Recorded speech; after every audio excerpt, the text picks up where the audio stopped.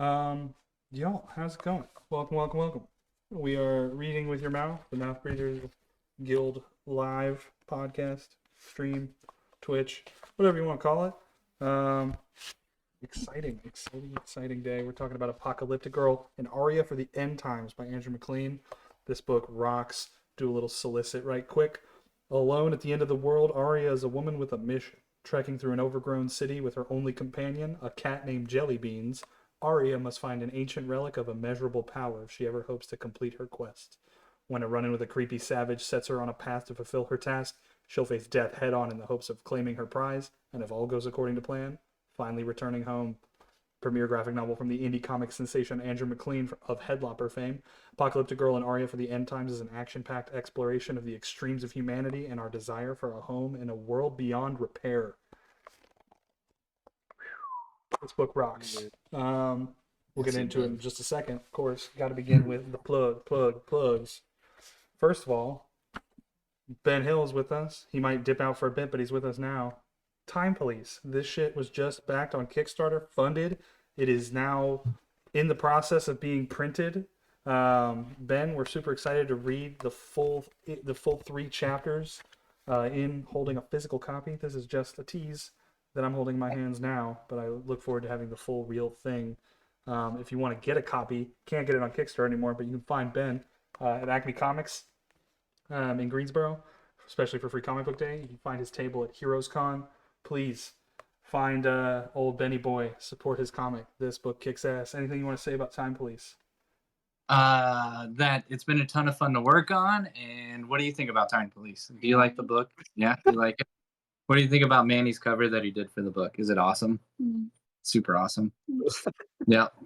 So yeah, Time Police, like you said, first 3 chapters we pulled into one book. We're gonna have tons of extra copies. We hope. Knock on wood. In that, we that our printer does us justice. So we plan on having extra copies of Manny's cover. We plan on having extra copies of Siler Bedoya's cover and Steve Cannon, who worked on an homage to Lethal Weapon. Manny's cover has a little nod to Back to the Future. So, dude, I'm so stoked. Everything is formatted. We just went through 2 peer edit reviews just to make sure we have all our I's crossed and our T's dotted. So we're excited. We're ready to get it out the door.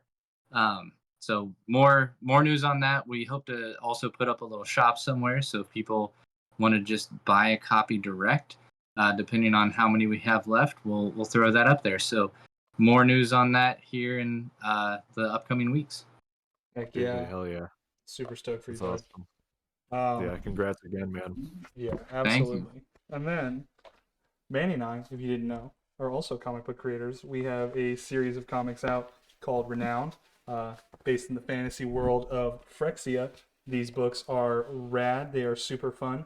They are high fantasy, sci-fi.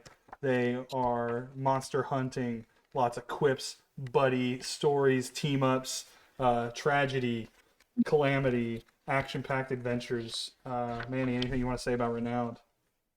I drew it. Kevin wrote it.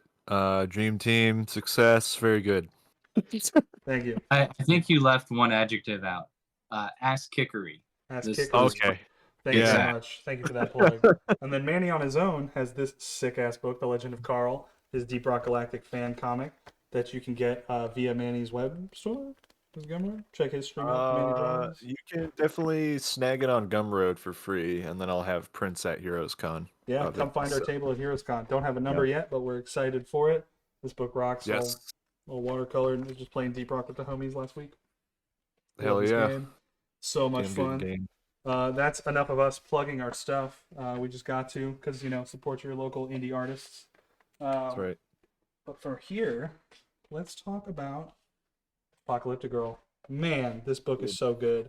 I read it twice this week, getting ready for this stream. And I've already read it twice before then. 4 times the fun. Man, this might be my favorite of Andrew MacLean's, actually. I think this book is so good. Interesting. I love I feel like he's just getting his feet wet on this, like with with like creating his own stories and stuff, and like really finding his style. Like he's like, this is Andrew McLean like coming into his own. I feel like with this book, right before Headlopper.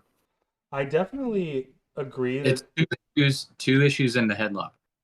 So He just was want to point okay. that he Okay. was 2 issues into kind of like the quarterly format that he was doing. It was right as Image had picked him up after doing 2 self-published runs of Headlopper.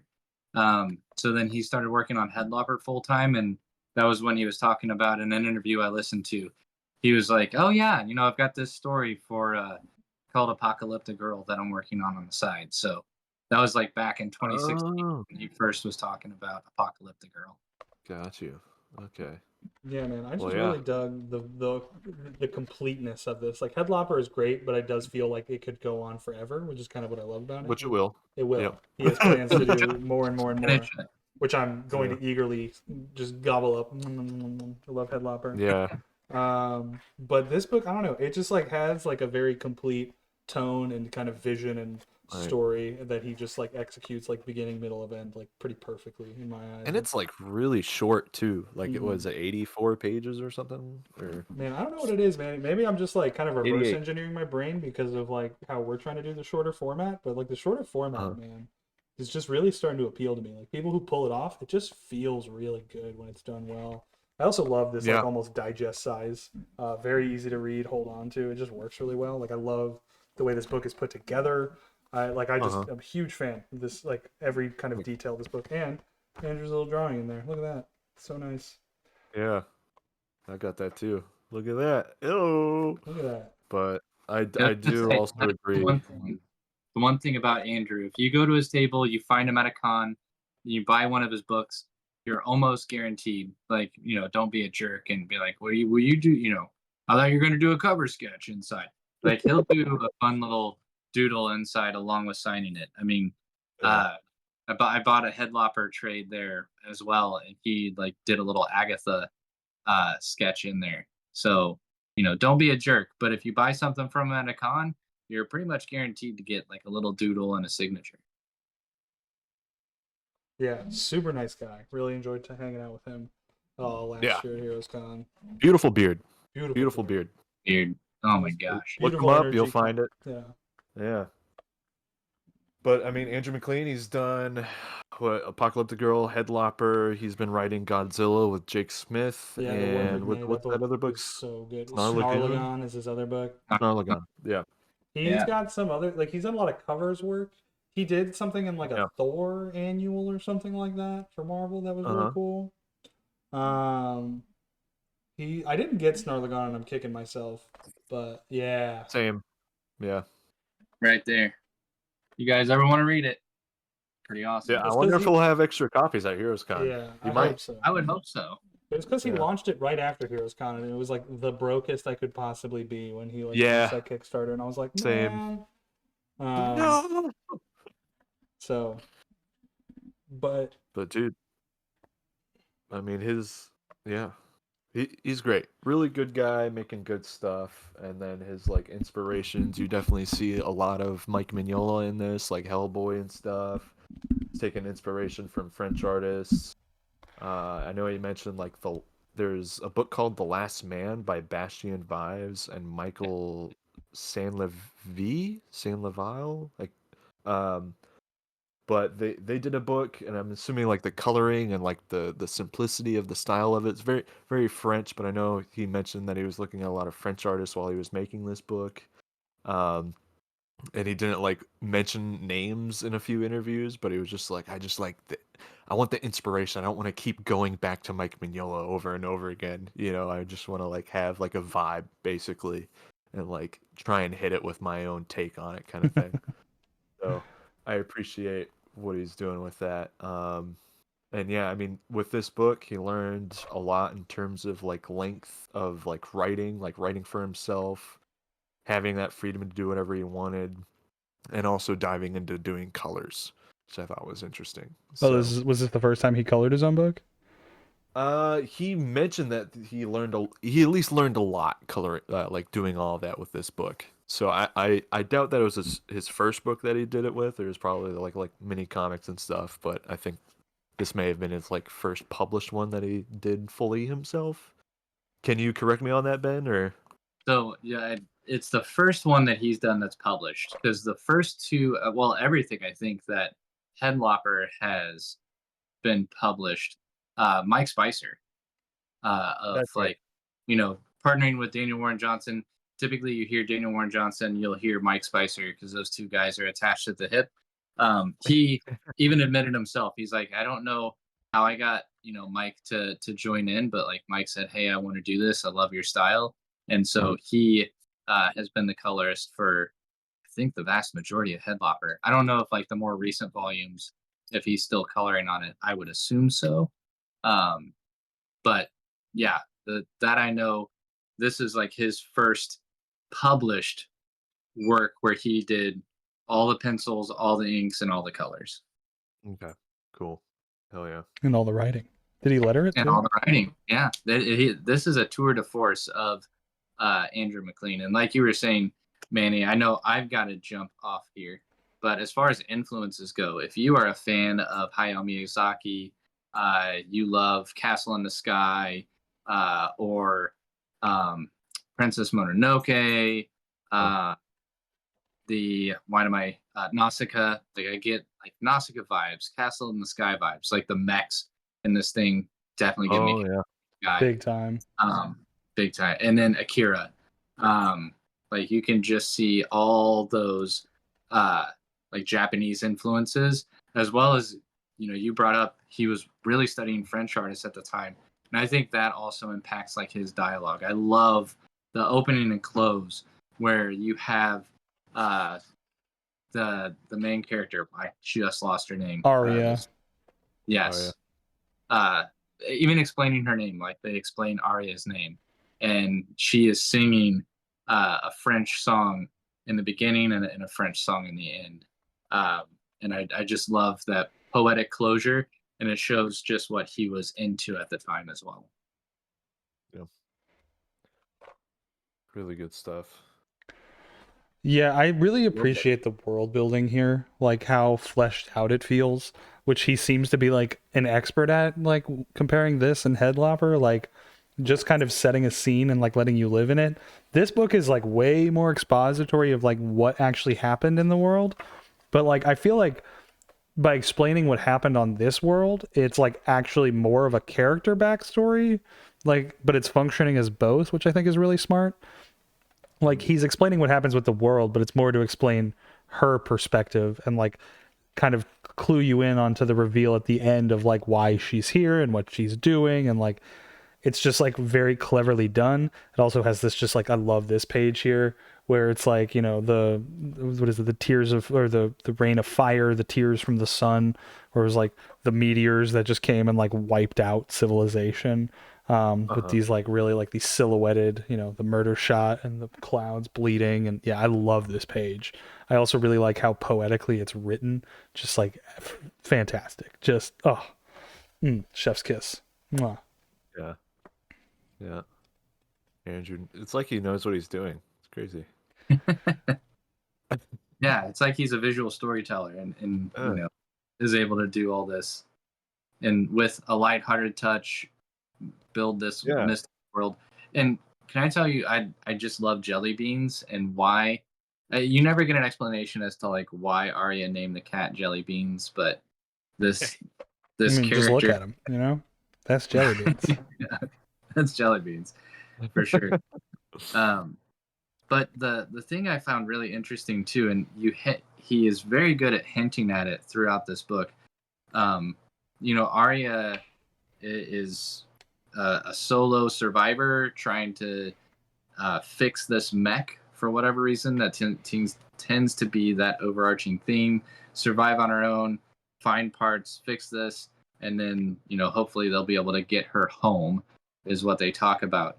But you see in these gorgeous action scenes, the first hint is where there are these wild dogs that start to chase Jelly Bean, and she's trying to save her pet. There's very interesting hints just in the way that her facial features change, the eyes, the coloring of the face and the eyes, Um, and you get these little insert shots of this weird nomadic character. And while you don't find out too much about the nomadic character, it just all goes down to like style and vibe and just the way everything looks. I'm like, you don't have to know much. You just he's able to tell everything through minimal dialogue. Well, it's Right. like that. That I like love these little, I think they're very French or at least UK influenced panels where they're just stacks of panels where a very consistent background. animating. Yep, just animating Arya, letting her be that character and showing just pure emotion in what she's going. He's like a master of pacing with these moments. Yeah. Like he does it really well in his fight scenes. He does it in the quiet moments. He does it even when it's like got to be super fast paced. Like he has that just like mastery of tempo where he's just like lets things burn and sizzle, lets you know, like knows the right times, lets you sit with moments. Like I just like it reminds me so much of like Tartakovsky's work with like Samurai Jack and Primal, where it's just like quiet and like not a lot of animation going on, but just enough to really like dive into the psychology and like also set that like vibe and tone of the story. Like it lulls you into its pace, you know, rather than Right. like you don't have the option to just like flip through and just kind of get the book. Like you want to stop and slow down in like a lot of these crucial moments, which I just think is like expert sequential storytelling in comics.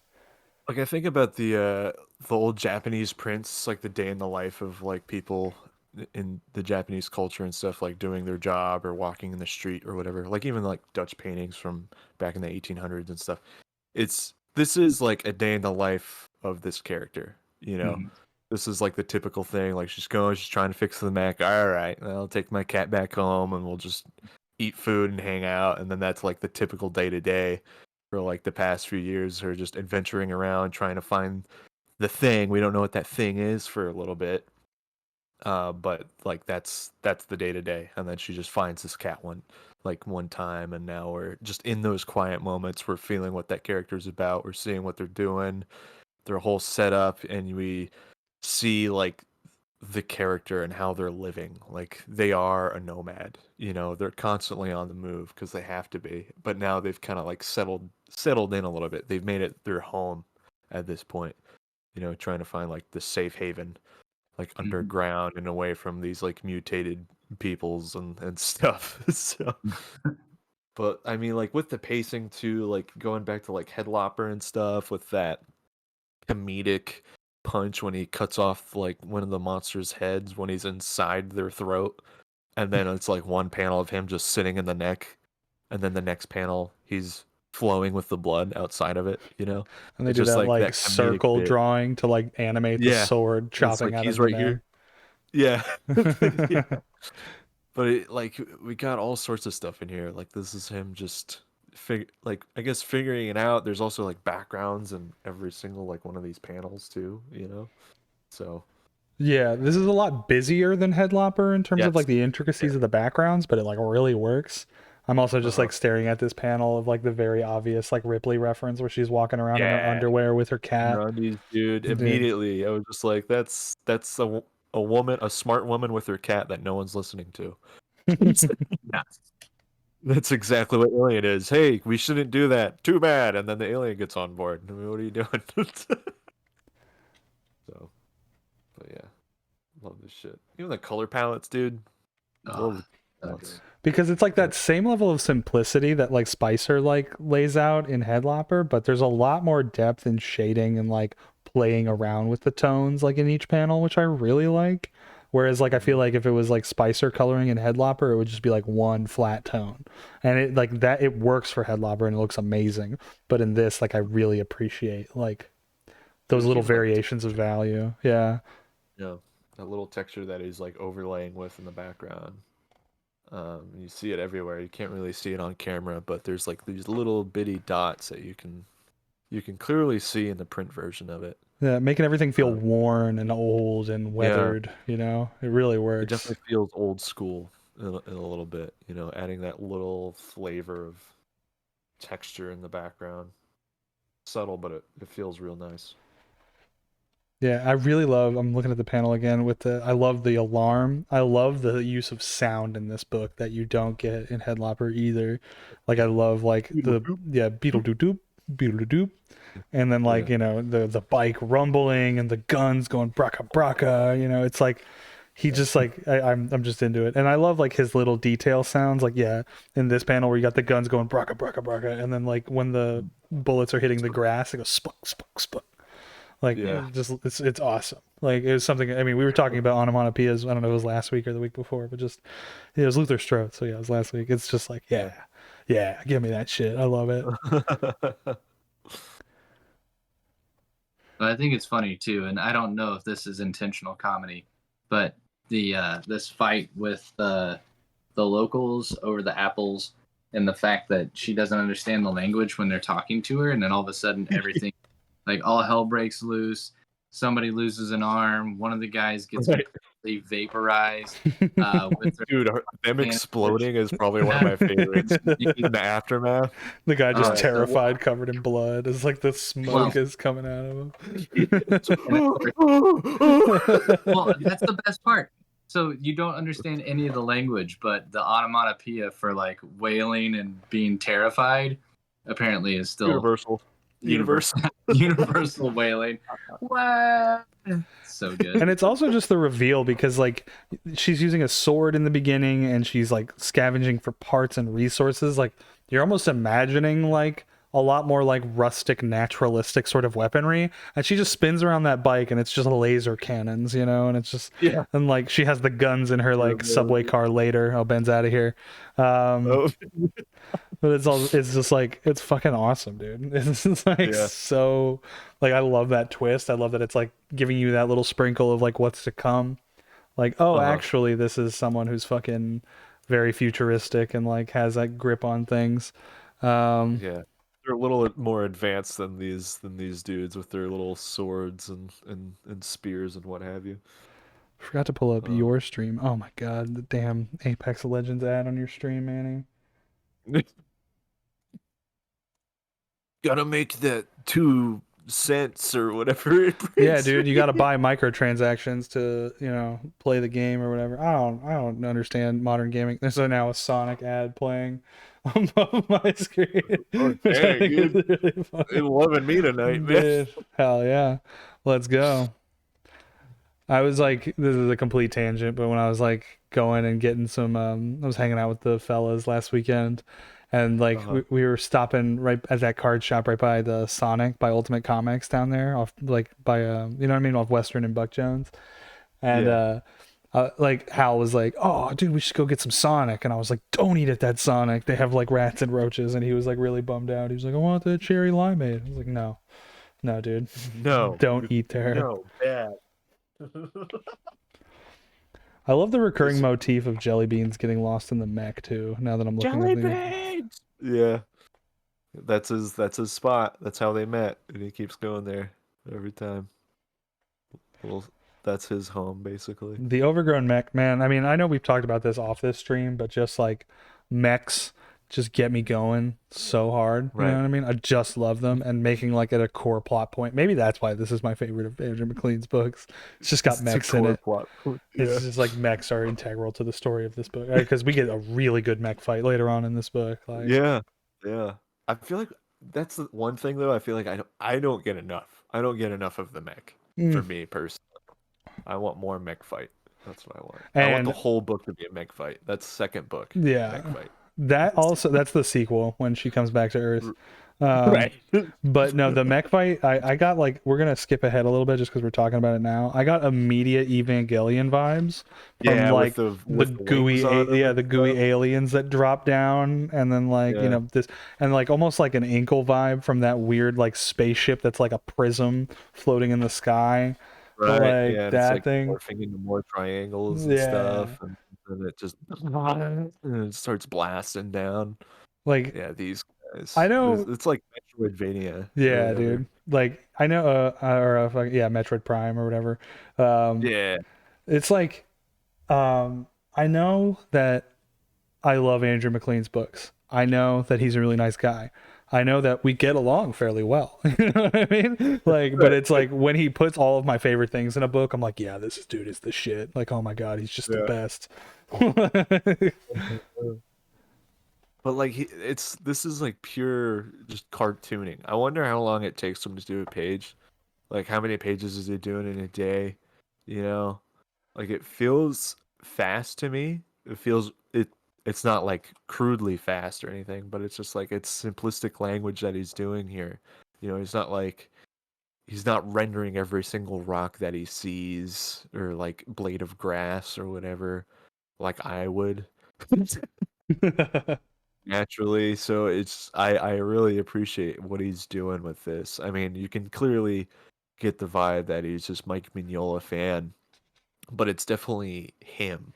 You know, he might have similar language with Mike Mignola and like with Hellboy and stuff, but this is like a completely different setting. Like this isn't like Lovecraftian stuff. This is like sci-fi, Yeah. mech and whatever. So we're seeing like something a little different with that type of visual language that No, he's bringing to the definitely. table, Like it's you know? Mignola, but it's not as like grim dark. It's like Right. playful Yeah. and light and like warm in feeling, Yeah. but like Yeah. This definitely feels more animated to me. Or yeah. more animation uh bits going on for me. And I really I enjoy that. Like these sequences with that little freaking pyramid just changing, just morphing into more stuff. And yeah, and then it's just animating these little animated bits, and like you get that in all of his books. And I'm pretty sure he's worked in animation. I don't know if he's animated, but I'm pretty sure he's like done some visual Oh, storytelling interesting.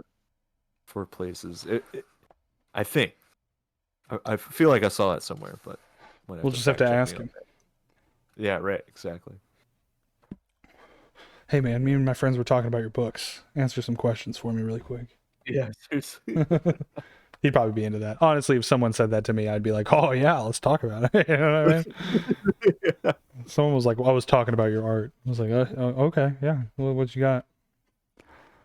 Um, yeah, this overgrown mech again. I think the Castle in the Sky comparison is like spot on. That Yeah, Ben brought up. that was a good bit that he put in there.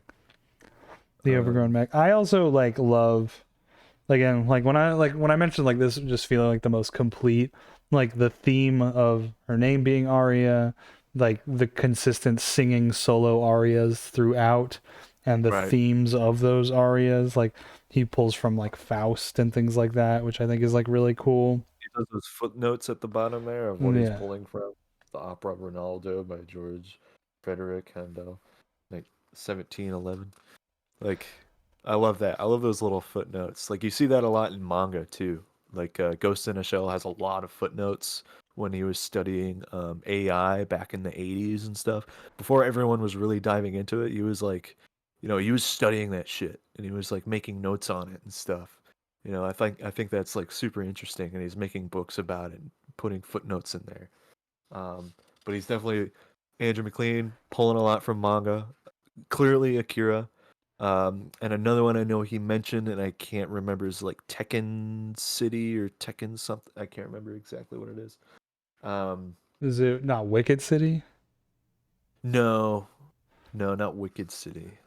I think it was something else, but I'm pretty sure it was another manga that he was pulling from. But anyway, like there's a lot of inspiration that he's pulling from there. A lot of love letters to like Alien, as we see a lot of Miyazaki. We feel like I think we're all in agreement that Miyazaki is a little bit in there, or even just Evangelion in general, maybe. Yeah. Like, you Like know, more so in Headlopper than this book, but definitely the Kento Miura like coming through right? like from Berserk, like Uh-huh.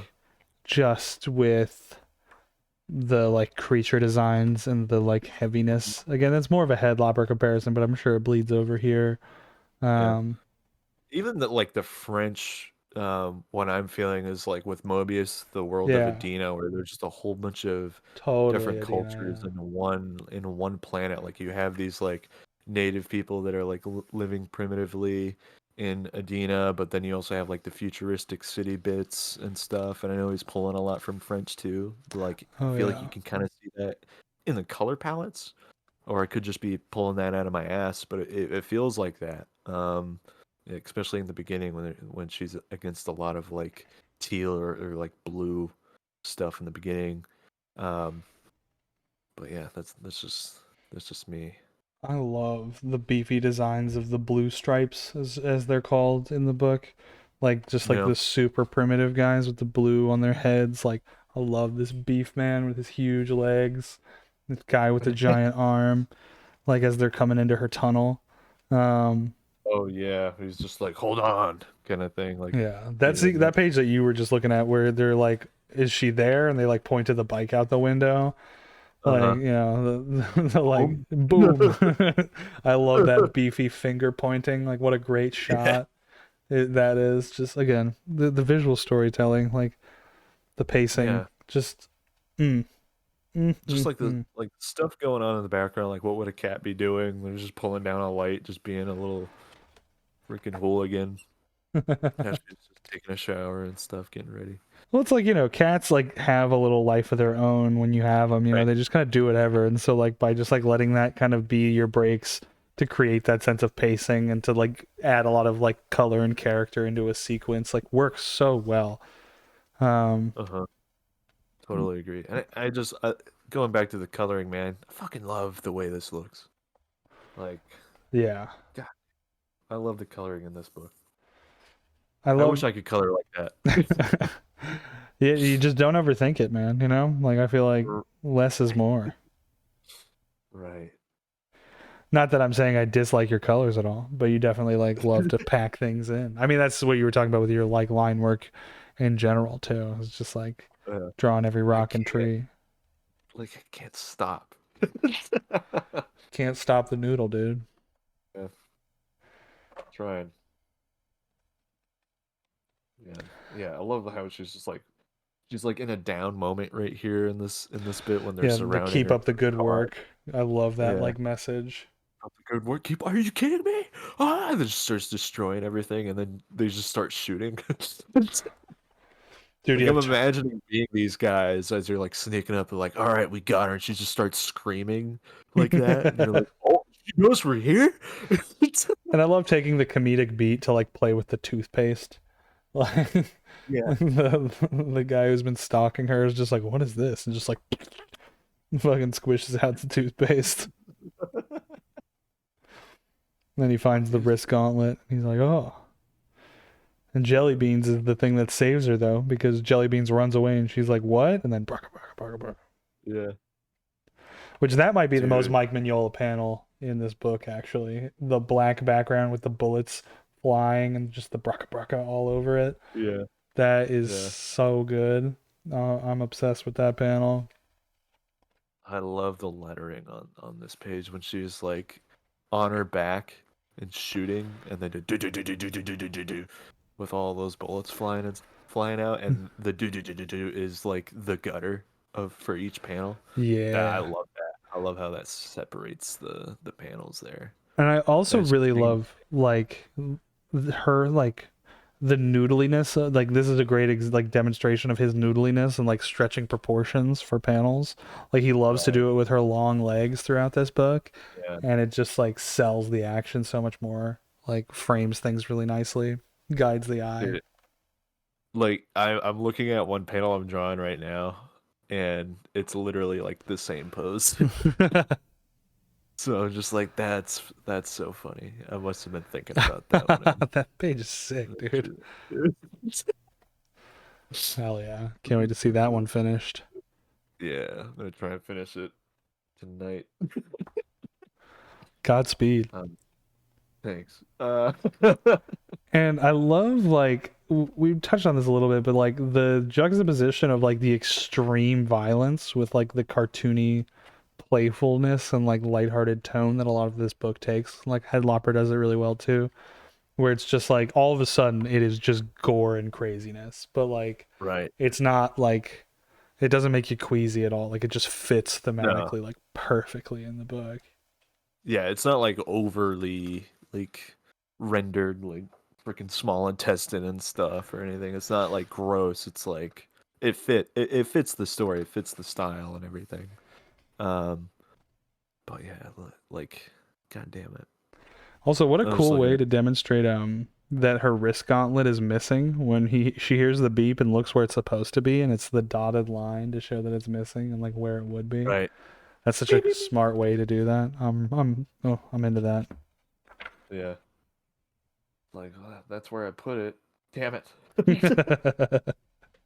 I didn't come from the bathroom. Yeah.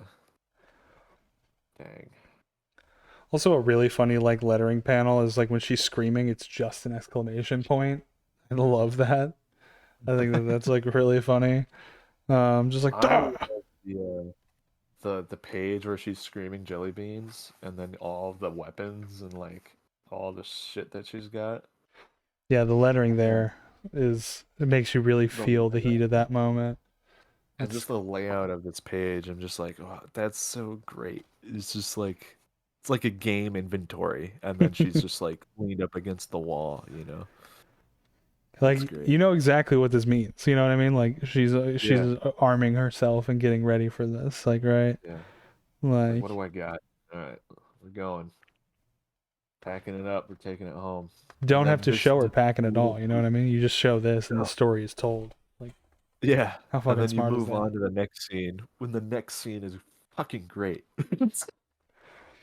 When the dude throwing the spear. Oh, I yeah. And then she just comes in and just kills the dude that just killed the guy with this spear. And again, that pacing of like the animation of that sequence, like to let this, like it's Yeah. world building too to explain like the graybeards and the blue stripes, and like, you know, just sprinkling in a little color of lore there, and like while that's like using that opportunity with her like internal monologue, like what a great way to Yeah. like juggle and pace that. Like, We talking about that inner monologue when it's like it's kind of breaking the fourth wall, but it's not. You know what I mean? Like she's like, "Oh, you're talking to yourself again." Yeah, I know, but this is like how it's gonna be done. So it's just like her one personality is just like this is the correct way, and the other personality is just like, you know, just fuck it. I'm so pissed off right now. And the other one's trying to be like the angel on the shoulder, like, listen, I understand you're angry, but like, you know, and she's like leaving her hideout and everything, and just getting all pissed off, and she's trying to be calm to herself. yeah, I love her talking to her own inner monologue. Yeah. I think that's so funny. Talking to herself again. It was My good. cat is my boyfriend. You know. Yeah. Yeah. And talking about the mech as well in the very beginning and stuff. Like I was just like, that's what a brilliant way to describe this character. Is just talking out loud as she's talking to the cat and then talking in her. I don't know. I love it. It's a whole lot of fun. You can definitely feel it throughout the whole creation of this book. And that's why I like Andrew. Andrew McLean's the man. Really just that like unfettered creativity, you know what I mean? Like it's just like this is like a guy where you're like just let him do his thing, you know what I mean? Like Yep. just and I feel like that's why his relationship with Jake on Godzilla works so well, is because they're the exact same in that way, where it's just like Right. don't get Just in do your Jake's thing, way. dude. Yeah, just let Yeah. Jake draw, just let Andrew draw. Draw Just Godzilla, bro. That's probably why he drew that other book. Was be like, all right, let me get this out of my system so I can just draw for Jake. he was getting FOMO. Yeah. He was like, I yeah. want to draw monsters too. And I know he's like gone straight back to Headlopper after that. He was like, that was cool, Dude. but I got to go back to just Yeah. like noodling. Like I don't know what it is. Like I feel so connected to like Andrew reading his stuff. Like you just feel him sitting at the drawing table, just like getting it all out. You know what I mean? Like in a way that I don't necessarily see. Like rather than like executing a vision, it's more like I'm just feeling this out and like really playing with this, and like it's just so consistent in vibe. Like I wonder how much it actually like plans or like scripts out when he's doing these, or if he's just going like off of gut instinct. You know what I mean? Like I know he said he started off like this story with just a drawing of the character. He just like drew it and he was like, oh, what would happen if this happened, and then he basically took that character on a journey. And that's essentially what happened with like Headlopper is like him describing how he drew a character, and then from there that spawned the idea of the story. I think that's interesting because he's just like finding the fun in it, Yes. and how do I take this to another place? And then you see the character evolve. You know, they're drawing it more. You see this in every book. You know, the more they draw the character, they change, they evolve over time. The style might evolve over time. I didn't really notice that a whole lot in this book. I noticed that in Headlopper, but maybe he just figured this character out a long time ago. Maybe he sketched them a lot, or just stuck with the same sort of rules of rendering throughout the whole book. I don't know. Interesting. Yeah. Yeah. Well, it's also maybe that's why I also like find this book so consistent and cohesive. You know what I mean? Uh, Like maybe it's like the fact that it doesn't like grow and evolve, but just kind of is executed. Like right. maybe that's what I like. I agree that I actually really like seeing the evolution. Like I loved that in Luther Strode, Yeah. Same. how issue to issue, it's like you just feel the leveling up every time, and it's really engaging to follow. But it's also like, you know, that consistency and cohesion is the same reason why I love like Brubaker and Phillips. Like that's a very Right. consistent and cohesive package every single time, even though the like it's not produced in that way. Like, you know, it's just kind of like they're just going like 4 to 8 pages at a time, just like running through the whole book. But like they're just so good at what they do, they just like are ready from square one. Right. You know. But maybe that's Yeah. also what adds to Jacob's thing, like with Jacob being a part of that mix, because his stuff isn't like that at all. Like, you know, like he's just kind of like going with the flow page to page. So maybe it's like a Yeah. perfect balance, you know? I don't know. Something to think about. It's making me just think about like our own creative process and like how we can like implement the best of both worlds there. You know what I mean? Just got the Yeah. juices flowing. And I think that that's like the highest praise I can give to any comic book is like when I read it, I'm like, how do I take that and use it for myself? Not in like I'm going to steal that idea, but like, how do I implement what works about this in my own Right. work? It's when I'm, you know, looking at Berserk, looking at Tradmore's Doctor Strange, looking at this, I'm just like, I look at this, I'm like, damn, I want to draw. Yeah. You're like, damn, Yeah. that immediately made my brain like start working. Like Yeah. the cogs are Yeah. turning and like, you know, I'm ready for it. Something clicks and you're just like, oh, I figured it out. Because right after this, like speaking about the gore stuff, I picked up Red Room and I was looking at Red Room stuff and seeing how he was like rendering everything, how Ed was rendering everything in that. And I was just like, how do I take his idea of like halftones and apply it to my digital halftones, you know? Yeah. Just like, okay. Okay. I'm just taking ideas from it and I'm just looking at the nasty on those pages. And I'm just like, okay, what can I take from this? What can I take from that? Yeah. But learning from it, you know, not just like, you know, stealing like an artist. You know, you don't actually steal. You just take that idea and you run with it.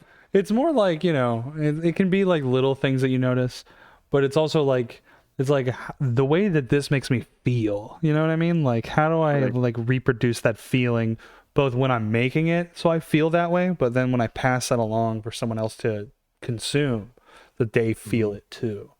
Like, Yeah. I think that that's like, I don't know. Not to toot our own horn, but it feels like real artist shit. You know what I mean? Like it's like not. I don't want to just fucking make a book about cowboys or whatever. I want to make a book that makes me feel like fucking Clint Eastwood. You know what I mean? Like it's like Right. that I kind want of to feel like a comparison. cat with a cowboy hat on. Yeah. Man. That's Clint Eastwood. Got that body movement Yeah, like a dude. cat. Like that fucking yeah. You know what I'm saying? You just like you read a book, like you read a comic, and you put it down, you go fuck, and then you just like have to flip through it again. And like there are certain comics where I read them and I just immediately I'm like, nope, that wasn't good enough, and I have to read it again. Like not that the story wasn't good enough, but like I wasn't ready to be done with it. You know what I mean? Right. Dude, yeah. I mean, that was me with like Murder Falcon. I was like, "Oh, I gotta just," and then kept looking at the art on the pages, you know. Yeah, that was me with the Human Target book. I was just like, I'm not done with this yet. And I just like Yeah. opened up volume 1 again, and I was like, let's go. Dude, me with Fantastic Four, the Alex Ross book. Full Damn, circle. yeah. That was I was like, dude, I want more Alex Ross art like this. Like that's Like the painted stuff is cool and everything, but like this is different. Like this is hitting something. You know, I want to see more of that. That's so good. It's like this sequence with her like gadget on her wrist. I've been, just watched all the Fallout show, Oh started yeah, playing the Fallout games, and now I immediately am thinking of a Pip Boy on her wrist with the light. yeah, dude. I gotta watch that fucking Fallout show. I've heard nothing but good things. Dude, it's great. It's a whole lot of fun. It's not a perfect show by any means. It's not Last of Us, but it's good. Like it literally hits all of the fan service from the shows. I mean, from the games Yeah. into the show, and it works perfectly. And every character is essentially like a character play style. You know, there's like the innocent like do gooder Dude, that the I goo can't even dooder. speak. The gooder. Um, and that's like the main character. You got the cowboy who's Walton Goggins' character that's just like in a gray area morally. And then you got the other character in the Brotherhood of Steel that's just like struggling between like, is this the right choice kind of thing, and it's really Oh, good. interesting. I enjoy that because I mean that I feel like that's how we all play Fallout.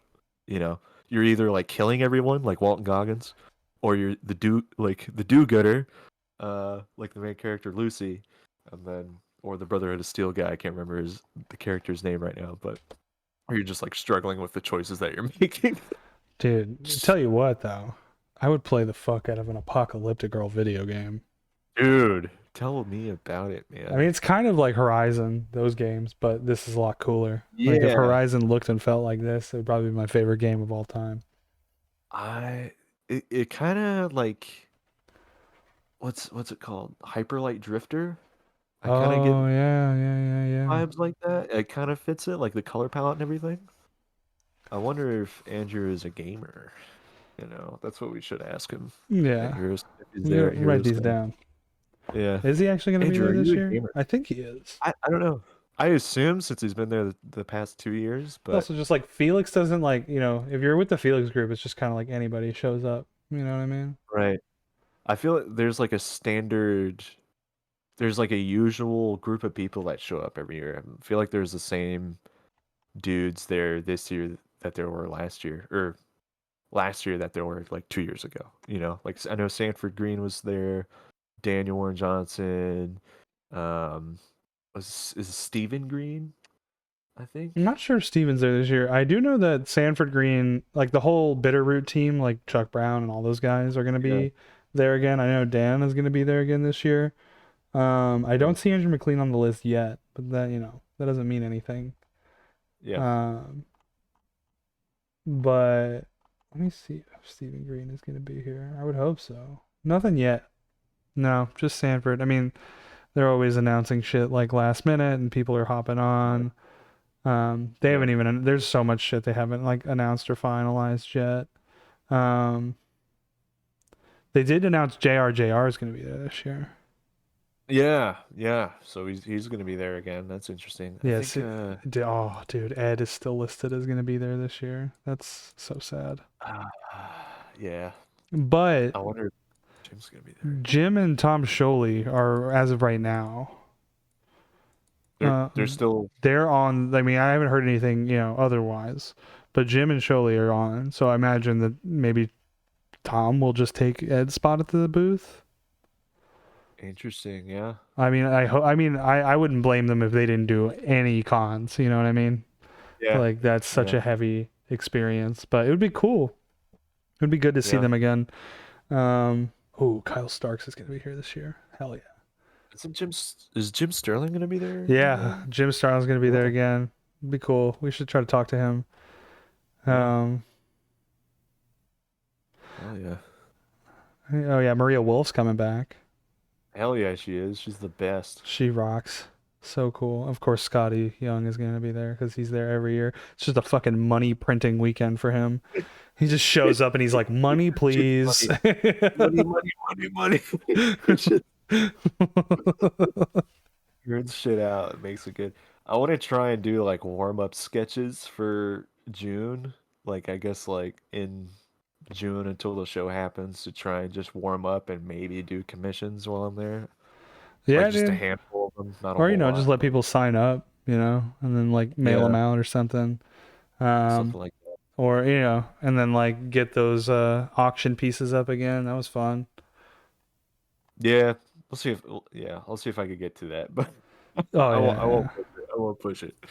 No, But no. One guest that I am excited for this year is Steve Epting. He's going to be there. oh yeah, Yeah. So oh, get him to sign my copy of Winter Soldier.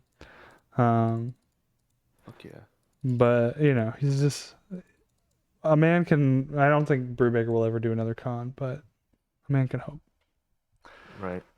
Maybe one day he'll Maybe do one like a special in San Diego, probably. day. Or New York. One of the really big ones. Yeah. Uh, Show up and go, please shit out money for me, and then everyone will be like, right. oh my god, you're the best. Oh my god. Yeah, that would be me. Yeah. I'd probably just Or cry if I Mid. saw him. If I Yeah. met Ed, I'd probably just start No, I shitting get and it. pissing and coming and like crying all at Yeah. once. You So. were there when I met Dan. That all happened. Yeah. Yeah, dude. I helped wipe your ass afterwards. Yeah. You had to There wheel was me out on a wheelchair. there It was was crazy. poo everywhere. For those of you Everywhere. in the chat Happy and guys. watching at home, Yeah. Manny pooed and creamed his jeans. I had to get a mop. It was a mess. I love this. Yeah. And then came best friends with Acme guys after. Yeah, it was one of the most productive weekends of our lives. So Yeah. we love It was just those. like, that guy that shit and like everywhere. Yeah, he's great. We love him. I know Anyway. this is something we could take offline, but Sam was telling me that his like Mad Cave people were gonna be at Heroes. Oh no shit. Yeah, so we Oh, we got to chat up those guys. Yeah, we do. Yeah, we do. Bring an extra change of clothes. Noah says yeah, we're just gonna be wearing adult diapers the entire time. That's gonna hang out What's with that smell? I have no idea. Anyway, what's up with that hot dog stand over there? Are you shitting yourself? Are you shitting yourself? No, I mean actually, are you shitting yourself? Who's wearing a diaper? You or me, bud? Wait, you're wearing a diaper? I don't know. That sounds like something a pants shitter would say. Not me. Sounds like you're shitting your pants. You just.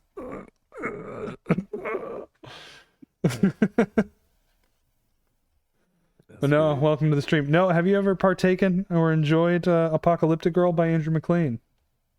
Yeah. We want to know. Answer us right now. Yeah. Well, this is the point of the Twitch chat. Got to engage, you know what I'm saying? Yeah. Also, this book is pretty short and sweet, and I feel like we've said a lot on it already. I mean, Truthfully, yeah. no, I do want to add a note of when she's eating. I think she's.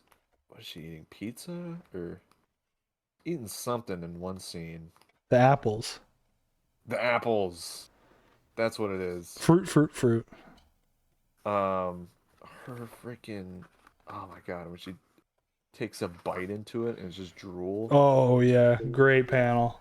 That's one of my favorites right Yeah, here. dripping off of her chin, trailing off to the Yeah. apple. It's so funny. It's so good. There's that, and then the one where she's riding the motorcycle into the mechs at near the end, Mm. and her face is just flapping with the wind. You can see like Yeah, like She- it looks unlike any other panel of her face. right. Yeah, she's very much a monster, in that sequence, and then she just goes to her mech and tries to find her jelly bean. How long is this book? 88 pages. Really rad. Yeah, no, this is I don't see it out in the wild too often, but if you ever run into Andrew at a con, he's always got copies. Yeah. Apocalyptic Girl, an aria for the end times. Basically, just, I don't know how long you've been here, how much you've been following along, but it's this woman who's alone on, this post-apocalyptic Earth. She's got a cat named Jelly Beans. She's got a rad motorcycle, and she's trying to fix up a mech. And it's like kind of revealed at the end. The mech is like how she got to the planet by the end. Man, I love the reveal of her at the end, by the way. We can kind of dive into... Well, hold on. Mech fight again. I mean, Yeah. the mech fight is just so rad. The arm launching off this big old crusted, rusted, overgrown mech.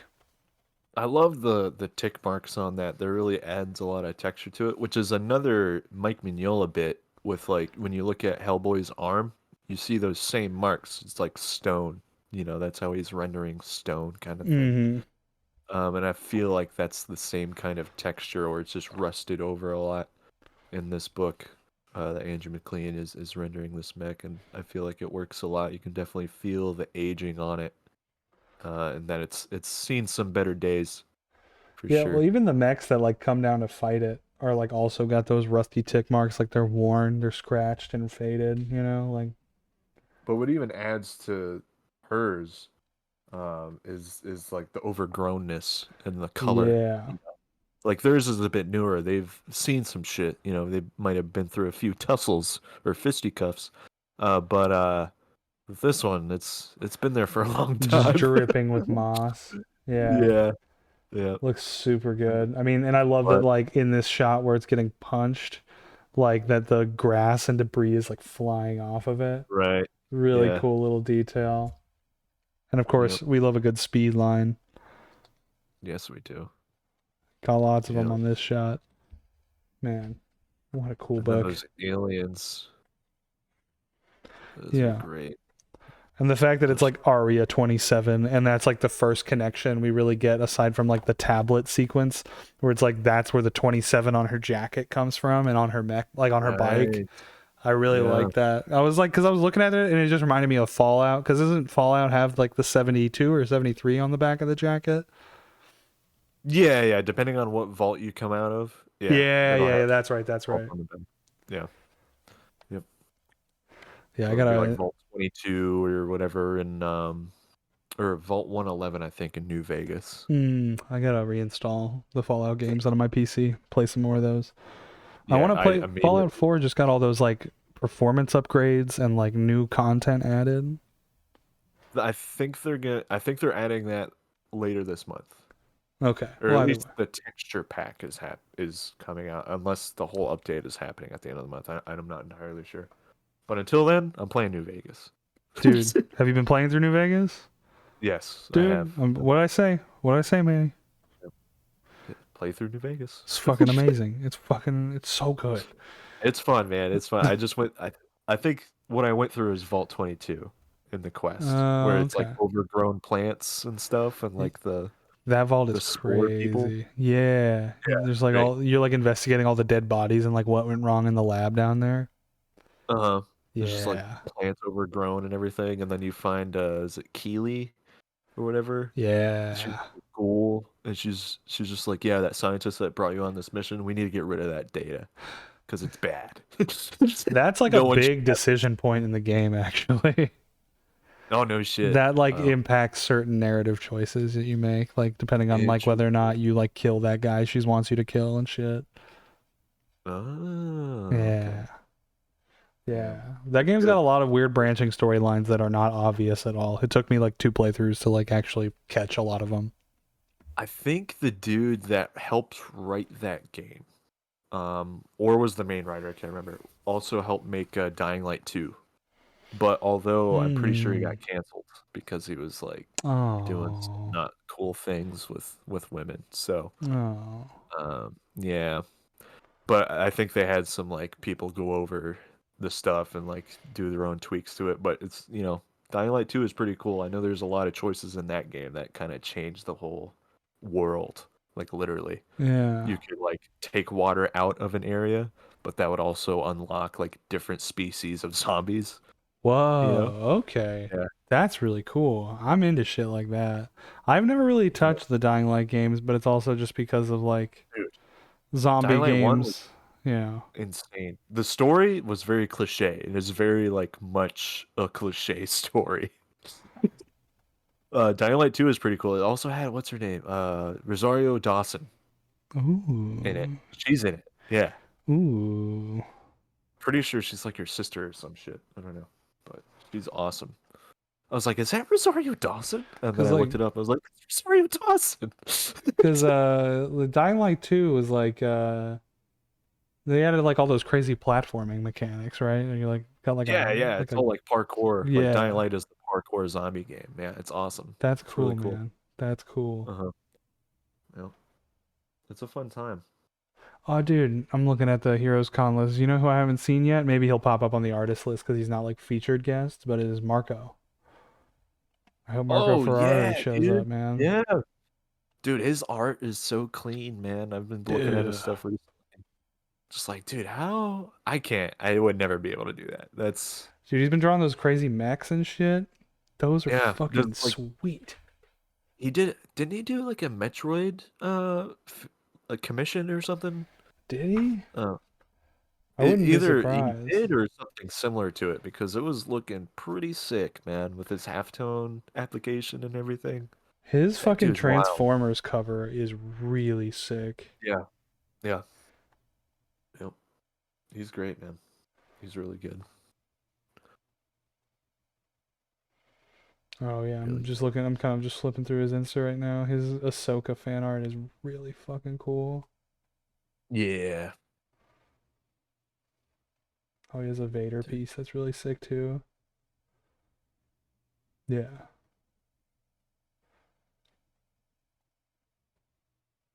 Oh. Oh no, this was from last year. I was like, oh, he has his Heroes Con commission list already posted, but that was from last year. Yeah. Man. I need to look into that too. Commission list thing. Yeah, I think you just can like kind of informally like sign up, like post a sign up kind of deal. You know what I mean? Yeah. Yeah. I'm gonna have to do that.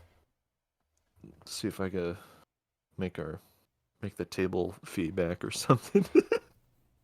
Don't think any con outside of San Diego has this roster. Do you mean like no? Do you mean like the roster like posted or just like the quality and size of the roster? Also, Noah, have you been to Heroes Con? Yeah. Yes. Was he there Yeah. last year?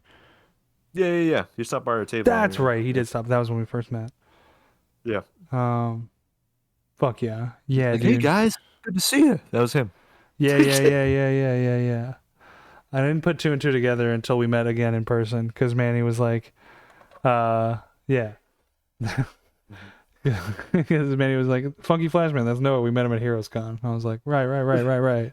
But I met so many fucking people at Heroes Con. No doubt. Yeah. Sick. And then when we met in person and went to the diner, I was like, oh, yeah. Yeah, that makes sense. It all clicked. Fucking Heroes Con is always such a blur. Man, I love this fucking panel where it's like, you were in breach of protocol. Why did you abandon the extraction point? And then the mech opens up and she's just like, I had to get my cat. This is so good. She's like covered in blood. Yeah, I can just imagine like the sound effects from the Tendi Tarkovsky like Samurai Jack kind of sequence, when the mech opens up. I had to get my cat. This is making me want to go fucking watch some more Primal after this. Right. His art really does feel like animated, it really suits that. I would love to see his stuff animated, man.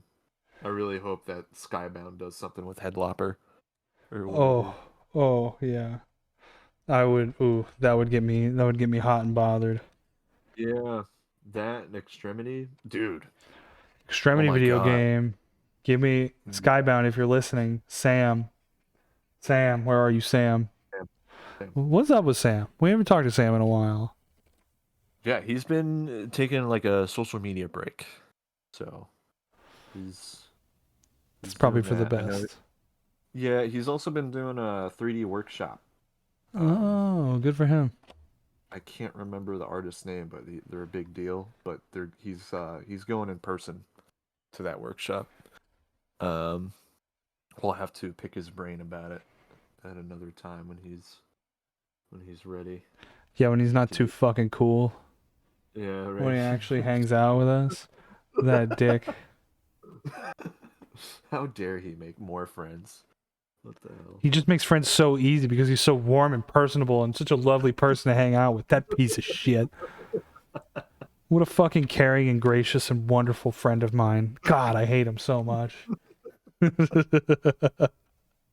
Oh man, that's great. Yeah, he's great. We love Sam. Sam, if you ever watch this, I love you. Yeah. Yeah, Apocalyptic Girl, man, this book is just a fun time. Just a great little pick up and put down story. Like every time I've read it, I've just kind of like crushed it in a single sitting. I'm a big fan of this 84 page format. Like that sweet spot of like landing between like 50 and 90 pages for like a graphic novel. Like, Yeah, I'm starting to be like, okay, I could definitely. That's also like Bande Dessinée, like the French books. yeah. It's very much similar to that, and I'm thinking about experimenting with that kind of thing, especially like hardcover stuff. If we were to do like hardcover books and everything, but have it be like 80 or 60 pages, I'm that'd be also like great. really into this like digest size for that too. Oh, Like I really yeah. like big magazine format books, but like in terms of like just holding and like reading, like it's such an easy sell to like pick this up and like be like, yeah, I'm gonna fucking crush that. Like I love the Treasury Edition books that like Marvel and DC do, but like those are like kind of cumbersome to like flip through and read, like whether you're like laying on the Okay. couch trying to read it or you're like That's a in coffee bed. table book Yeah. for sure. Yeah, I get you. What's up, Ben? Because you're too ambitious. That's all it is. That's Because we're too ambitious that we don't want to do coffee table books.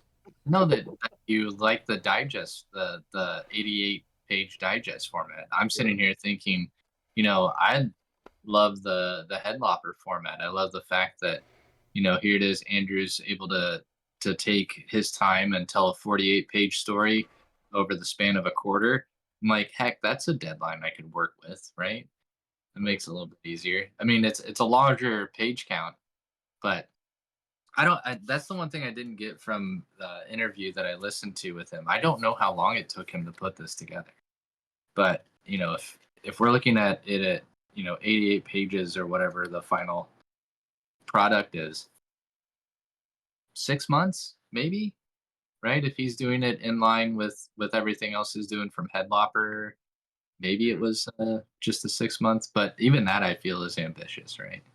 Yeah, I mean, how many pages of a month is that? If he's doing like I don't however many books, if he's doing Headlopper and this and working on covers and Well, stuff. because he wasn't. Well, I mean, also with Headlopper, he wasn't coloring or lettering those, right? True.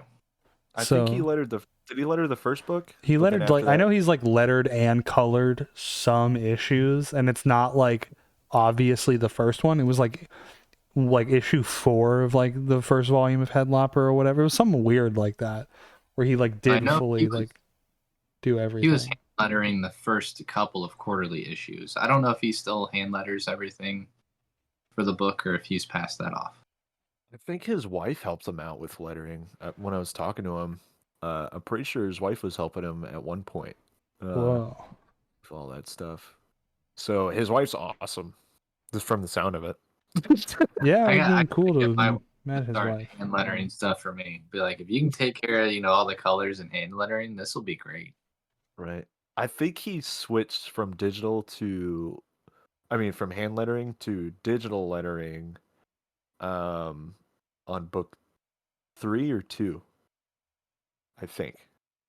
I know he switched at some point. I don't know when, but he was just like, yeah, it's taking a lot of time, so we switched. Yeah. I needed to get some pages done. Make progress, please. Right. Yeah, And then Manny, I'm when are here you just gonna like, work with a colorist? it's a good question. I was just gonna ask Manny if he would color my books. I mean, he's got all this time. He's got all this- That's one thing I know about Manny. He's got nothing but time on his Nothing hands. but time.